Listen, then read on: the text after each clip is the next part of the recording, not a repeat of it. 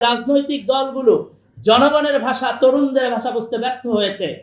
আওয়ামী লীগের প্রতি অতিরিক্ত মাত্রাতিরিক্ত দরদ প্রদর্শন করার মধ্য দিয়ে জনগণের সাথে হাসির তামাশা করা হয়েছে।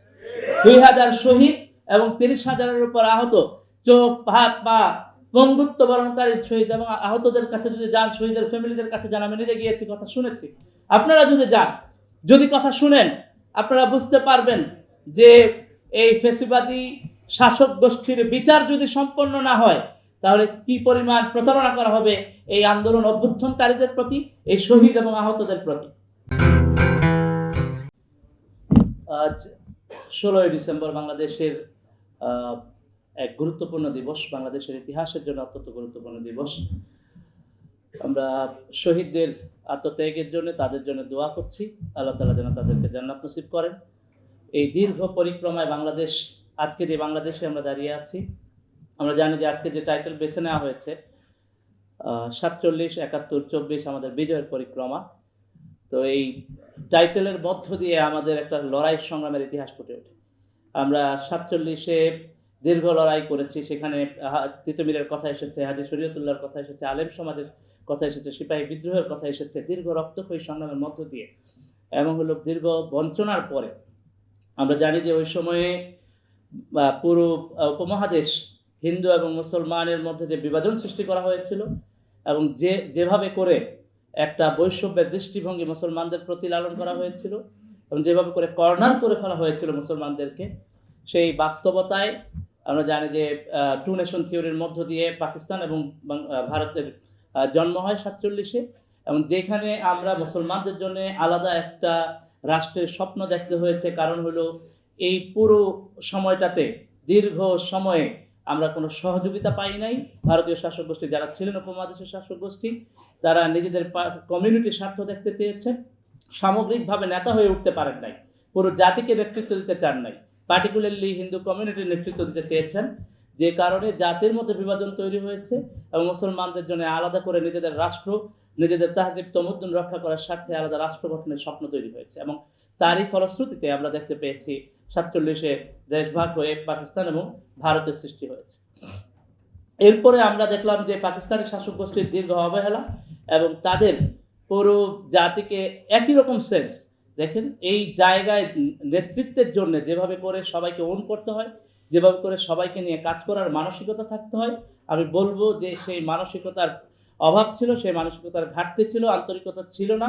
এবং পুরো দীর্ঘ সময় জুড়ে এই অবহেলার ফলে এবং পুরো ইতিহাস আপনাদের সামনে স্পষ্ট আছে যে লড়াই সংগ্রামের মধ্য দিয়ে পরবর্তীতে 1971 সালে আমাদেরকে স্বাধীনতা সংগ্রামের মধ্য দিয়ে দেশকে স্বাধীন করতে হয়েছে। এইখানে অনেক ষড়যন্ত্র ছিল, ইন্ডিয়ান কনস্পাইরেসি ছিল, কিন্তু এই কনস্পাইরেসির বাইরেও পাকিস্তানি শাসক গোষ্ঠীর অবহেলা, পাকিস্তানি শাসক গোষ্ঠীর এই দেশ পরিচালনায় নেতা হওয়ার যে যোগ্যতা, সেই যোগ্যতার ঘাটতির কারণেই কিন্তু আমাদেরকে এই রক্তক্ষয়ী সংগ্রামে অবতীর্ণ হতে হয়েছে এবং দেশকে স্বাধীন করতে হয়েছে। 1971 সালের পরবর্তীতে আমাদের মধ্যে যে অ্যাসপাইরেশন তৈরি হয়েছে, 47-এর পরবর্তীতে আমাদের মধ্যে একটা অ্যাসপাইরেশন তৈরি হয়েছিল। আমরা এই দেশটাকে তখন ভেবেছিলাম যে এই পাকিস্তানে একটা শরিয়া শাসন হবে এবং হলো একটা ইসলামিক স্টেটের মধ্য দিয়ে যাবে, এরকম একটা স্বপ্ন তৈরি হয়েছিল। এবং আপনারা জানেন যে মোহাম্মদ আসাদের নেতৃত্বে ইসলামিক কনস্টিটিউশন করার জন্য একটা মন্ত্রণালয় করা হয়েছিল এবং তারা যেন একটা কনস্টিটিউশন প্রণয়ন করেন সেই জন্য তাদেরকে দায়িত্ব দেওয়া হয়েছিল, কিন্তু আলটিমেটলি এটা ফাংশন করে নাই এবং হইল পুরো বিষয়টা এই জাতির সামনে স্পষ্ট করা সম্ভবপর হয়ে ওঠে নাই। 71-এর পরে এই পুরো জাতির সামনে একটা নতুন আশা তৈরি হয়েছিল যে এবার বোধহয় আমরা নিজেদের ভাগ্য এবং স্বার্থ দেখতে পারবো। কিন্তু যা ঘটলো 71-এর পরে আমরা দেখলাম যে মুক্তিযুদ্ধকে একটা নির্দিষ্ট দলের কুক্ষিগত করার চিন্তা এবং নির্দিষ্ট কাল্ট ফিগার গড়ে তোলার চিন্তা থেকে পুরো মুক্তিযুদ্ধের অবদানকে ম্লান করে ফেলা হয়েছে। 1972 সালের সংবিধানের বিষয়ে চলে এসেছে যে বাঙালি জাতীয়তাবাদের ঘোষণার মধ্য দিয়ে বাংলাদেশে বসবাসকারী ক্ষুদ্র নৃতত্ব গোষ্ঠী এবং পাহাড়ি জনগোষ্ঠী প্রত্যেককে ওন করার যে মানসিকতা, সেই মানসিকতা দেখা যায় না। বাঙালি জাতীয়তাবাদের মধ্য দিয়ে তাদেরকে রিজোন করা হয়েছে। আমরা দেখেছি যে পাকিস্তানে যে গণপরিষদ, যে বাংলাদেশ হওয়ার পরে যে গণপরিষদ গঠন করা হয়েছে, তার 403 জনের মধ্যে 400 জনে ছিল আওয়ামী লীগের, মাত্র 3 জন ছিল বাহিরের। এবং আর্টিকেল 70 দিয়ে বলা হয়েছে যে কোনো সদস্য তার দলের বিরুদ্ধে বক্তব্য দিলে তার সদস্য পদ আর থাকবে না। তার মানে হইল দলের বিরুদ্ধে বক্তব্য দেওয়ার স্বাধীনতা খর্ব করা হয়েছে এবং একটা এক নায়কতান্ত্রিক শাসন ব্যবস্থা কাম করা হয়েছে 72 সংবিধানের আর্টিকেল 70 মধ্য দিয়ে, যেটা এখনো বহাল আছে। সো এই যে 72 সংবিধান হইল বাংলাদেশের ফ্যাসিবাদী শাসনের সূচনা বিন্দু, বাংলাদেশের মানুষের স্বপ্নকে ভঙ্গ করার সূচনা বিন্দু। বাংলাদেশ একটা ঐক্যবদ্ধ জাতি হিসেবে তৈরি হওয়ার যে স্বপ্ন ছিল, সেই স্বপ্নকে ভঙ্গ করার সূচনা বিন্দু হলো 72 সংবিধান। এবং যার ফলশ্রুতিতে আমরা দেখেছি 2008 সাল থেকে শুরু করে 2024 সালের এই 5ই আগস্টের আগ পর্যন্ত যেই ফ্যাসিবাদ আমাদের উপর চেপে বসেছিল এবং যেই ফ্যাসিবাদী শাসন ব্যবস্থা আমাদের রক্তকে হালাল করে ফেলেছিল, আমাদেরকে আদারিং করে ফেলতে পেরেছিল।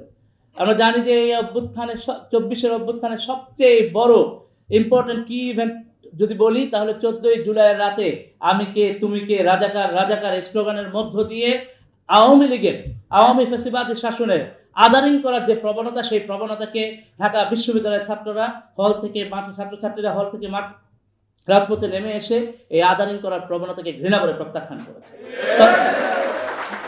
এই প্রত্যাখ্যান করার মধ্য দিয়ে ফ্যাসিবাদী শাসন ব্যবস্থাকে চ্যালেঞ্জ করা হয়েছে এবং তারা আর কোনো ভাষা খুঁজে পায় নাই। কারণ 1971 সাল থেকে শুরু করে এই 53-54 বছরে বাংলাদেশে এই আদারিং করার প্রবণতার মধ্য দিয়ে জাতিকে বিভাজিত করে রাখা হয়েছে, জাতিকে ঐক্যবদ্ধ করতে দেওয়া হয় নাই। এই যে দীর্ঘ ষড়যন্ত্র এবং এই ষড়যন্ত্র ইন্ডিয়ান এস্টাবলিশমেন্ট জড়িত ছিল, এই প্রথমবারের মতো আমরা বলতে পারতেছি দিল্লি না ঢাকা, ঢাকা ঢাকা, নিজেদের মানে যে স্বাধীনতার বিন্দু, নিজেদের সার্বভৌমত্বের যে জায়গা, এই 53 বছরে ইন্ডিয়ান এস্টাবলিশমেন্টের যে দীর্ঘ শাসন প্রভাব, এই প্রভাব বলয়ের বাইরে এসে বাংলাদেশের তরুণরা দীর্ঘ কণ্ঠে একেবারে জোরে বলতে পারছে, লাখো শহীদের রক্তে কেনা দেশটা কারো বাপের না। আপনারা নিশ্চয়ই জানেন সেই স্লোগানে এই রাজপথ মুখরিত হয়েছে।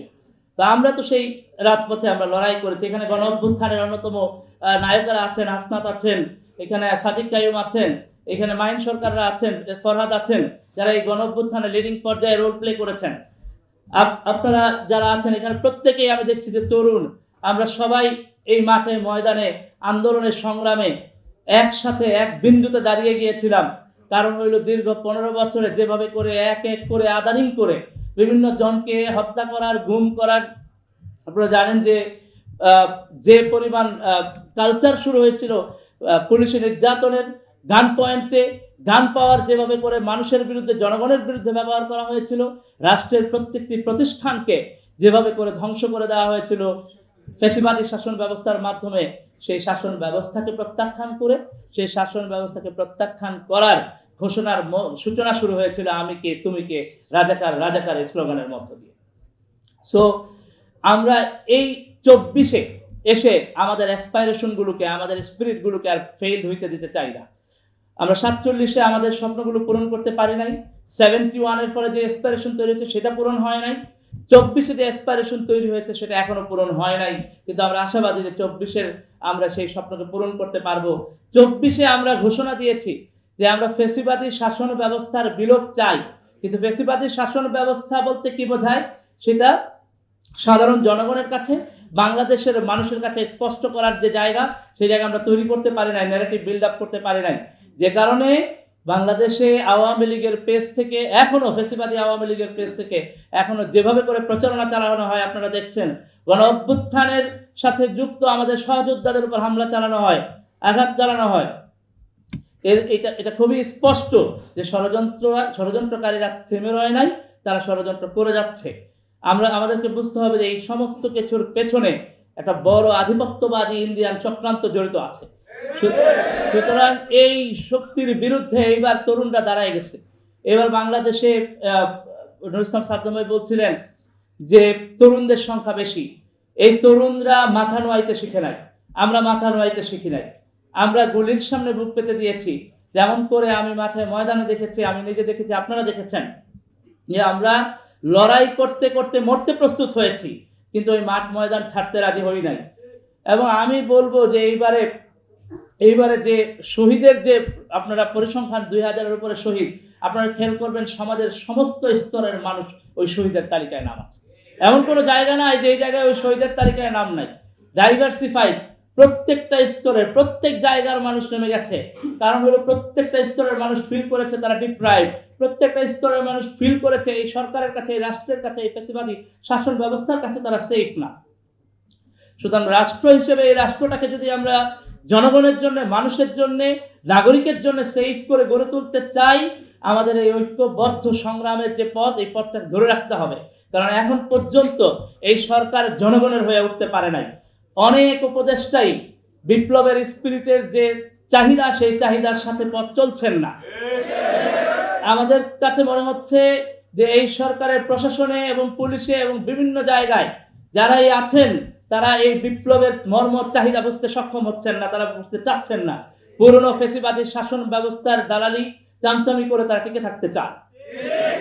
আমাদের কাছে স্পষ্ট মনে হয়েছে রাজনৈতিক দলগুলো জনগণের ভাষা, তরুণদের ভাষা বুঝতে ব্যর্থ হয়েছে। আওয়ামী লীগের প্রতি অতিরিক্ত মাত্রাতিরিক্ত দরদ প্রদর্শন করার মধ্য দিয়ে জনগণের সাথে হাসির তামাশা করা হয়েছে।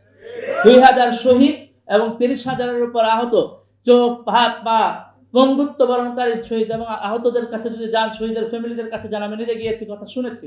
আপনারা যদি যান, যদি কথা শুনেন, আপনারা বুঝতে পারবেন যে এই ফ্যাসিবাদী শাসক গোষ্ঠীর বিচার যদি সম্পন্ন না হয় তাহলে কি পরিমাণ প্রতারণা করা হবে এই আন্দোলন অভ্যুত্থানকারীদের প্রতি, এই শহীদ এবং আহতদের প্রতি।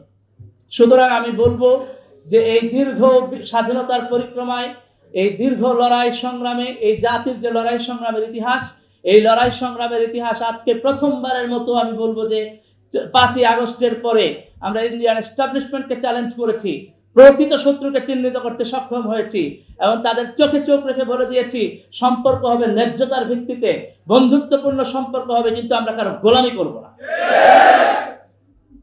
দাসত্ব করার জন্য এই বাংলাদেশে তরুণরা জীবন দেয় না। এই জায়গায় আমরা এক হয়েছি, এই জায়গাটা আমাদের সবাইকে ধরে রাখতে হবে। বাংলাদেশের স্বাধীনতা ও সার্বভৌমত্বের প্রশ্নে জীবন দিতে প্রস্তুত থাকতে হবে। আমরা পাশাপাশি সরকারকে বলতে চাই, 24-এর অভ্যুত্থানের সরকার, তাদেরকে বলতে চাই যে দ্রুত গণহত্যাকারীদের বিচার করুন, শহীদ এবং আহতদের জন্য পুনর্বাসনের ব্যবস্থা করুন, তাদের পরিবারের জন্য প্রয়োজনীয়, তাদের পরিবারের প্রতি প্রয়োজনীয় যে ব্যবস্থা নেওয়া প্রয়োজন দ্রুত গ্রহণ করার জন্য, এবং আমরা যেন গণহত্যাকারীদের বিচারের জায়গাটা এক্সাম্পলারি হয়, দৃষ্টান্তমূলক শাস্তি যেন প্রয়োগ করা হয়। যারা এই গণহত্যার সাথে জড়িত ছিলেন, এমনকি বিশ্ববিদ্যালয়ের শিক্ষক পর্যায়ে যারা 4 তারিখে গণভবনে গিয়েছিলেন এবং যারা সমর্থন জুগিয়েছিলেন, এই সমস্ত ইন্টেলেকচুয়ালদেরকে মার্ক করতে হবে। নিজেদেরকে ইন্টেলেকচুয়াল বলেন, কিন্তু সাধারণ মানুষের অধিকারের প্রশ্নে তারা দাঁড়াতে পারেন না। এই ধরনের অন্যায়কারী এবং নীতিভ্রষ্ট শিক্ষক, বুদ্ধিজীবী, কবি, সাহিত্যিক বাংলাদেশে ন্যারেটিভ রচনা করবে, আমরা তরুণরা সেটা মেনে নেব। সুতরাং আমরা একটা স্পষ্ট ভাষায় বলতে চাই, এই বাংলাদেশ হবে গণ অভ্যুত্থানের ফলে স্বপ্ন যে আমরা দেখেছি, সেই স্বপ্নের বাংলাদেশ, ফ্যাসিবাদী শাসন ব্যবস্থা বিলোপ করার বাংলাদেশ।